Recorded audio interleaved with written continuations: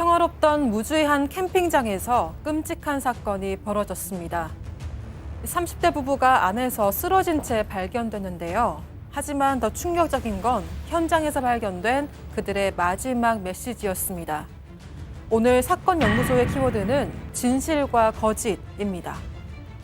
자, 죽어서도 복수를 하겠다. 2018년 무주군의 한 캠핑장에서 발견된 30대 부부의 유언이었습니다. 네, 그렇습니다. 말씀하신 것처럼 2018년 3월이었고요. 무주군의 캠핑장 카라반, 그러니까 큰 천막처럼 쳐 있는 그곳에서 30대 부부가 쓰러진 채 발견이 됐는데 이 아내는 현장에서 사망을 한 상태였고 남편은 병원으로 옮겼지만 안타깝게도 끝내 사망을 했고 스스로 이제 극단적인 선택을 한 흔적이 발견이 됐습니다.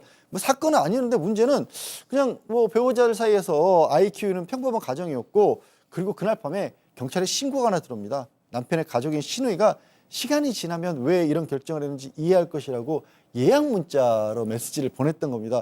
유서를 보니까 1년 전 일 때문에 힘들다. 반드시 복수하겠다. 이런 내용이 들어있었다고 합니다. 자, 그럼 이렇게 부부 동반 극단적 선택을 한 이 부부에게 1년 전에 무슨 일이 있었던 겁니까? 네, 당시 남편이 해외 출장을 가고 있었던 상황이었는데요. 그런데 아내는 남편의 친구인 박 씨에게 중요한 이야기가 있다, 이런 연락을 받게 됩니다. 이 카페에서 두 사람이 만났는데 박 씨는 아내에게 남편에게 숨겨진 비밀이 있다, 그게 숨겨진 아들이 있다, 이런 내용을 폭로를 했습니다. 아내가 당황해서 카페를 나섰는데 박 씨는 이 아내를 자신의 차량에 타도록 유도를 했고요. 이후 차량 안에서 박 씨는 지인들과 스피커폰으로 통화를 하면서 내 앞에 있는 사람이 말을 안 듣는다. 내가 흉기를 들고 있는데 어떻게 할까? 이런 협박성 발언을 했습니다. 또 다른 지인에게는 내가 남편에게 흉기를 휘두르라고 하면 너는 어떻게 할 거냐? 이렇게 물으니까 해당 지인은 내가 처리해야지, 이런 대답을 했다고 해요. 심지어 박 씨는 차량 안에서 아내의 뺨을 때리는 등 폭행까지 저질렀습니다. 또 5일 동안 가족을 해치겠다는 협박을 지속하고 만남을 강요를 했고요. 결국 한 숙박업소에서 친구의 아내를 강간하기에 이르렀습니다. 그래서 아내는 2017년 4월에 박 씨를 강간 혐의로 고소를 했습니다. 아니, 이 남편 친구 박 씨라는 인간은 뭐 하는 놈이에요? 자, 지금 이 박 씨 충남 이 지역에서 조직폭력배 출신이라고 합니다. 그렇기 때문에 이게 피해자 아내가 박 씨의 협박이라든지 이런 것들에 속수무책으로 당할 수밖에 없던 상황이고요. 이 박 씨하고 남편이 30년간 중무고인데 이 사건 전에 이미 틀어진 상태였는데 이 강간 고소를 했는데 이 성범죄에 대해서는 전면 부인했고요. 불륜 관계고 뭐 합의하에 성관계한 거라 이런 주장을 했다고 합니다. 또 차량 안에서 폭행하고 이 혐의에 대해서는 정신을 좀 차리게 하는 뜻에서 살짝 쳤을 뿐이지 부인을 했고요. 또 그 이후에 나흘 만에 불륜 관계로 발전했다고 주장도 했습니다. 아니, 대체 어떤 여자가 자신한테 폭행을 휘두른 남편 친구랑 나흘 만에 사랑에 빠져. 자, 1심 재판부는 그런데 또 생각이 달랐어요. 그렇습니다. 생각이 틀렸습니다. 검찰에서는 박 씨를 7년 구형을 했는데 2017년 11월 1심 재판부는 박 씨에게 강간 혐의에 대해서 무죄를 선고를 했는데요. 재판부는 뭐라고 했냐면 그 박 씨가 차량 안에서 여성을 폭행을 하고 지인에게 통화를 한 것에 대해서는 인정했지만 강간 혐의에 대해서만큼은 신빙성이 부족하다고 판단을 했고요. 또 CCTV에 찍힌 모습을 보니까 박 씨와 여성의 모습이 강간 피해자로 보기에는 뭔지 너무 자연스럽다. 이런 판단 때문에 여성이 뭐 그런 사실을 틀리지 말라고 협박했다는 내용은 무시해버리고 실제적으로 받지 않고 강간죄에 대해서 무죄를 선고했던 것입니다. CCTV 찍힌 모습을 보면서 피해자답지 않았다, 뭐 이런 판단이었는데요. 자, 협박은 인정했지만 강간은 아니라고 1심 재판부는 판단한 겁니다. 자, 이 결과에 부부는 큰 충격을 받게 됩니다. 유가족의 얘기 들어보시죠.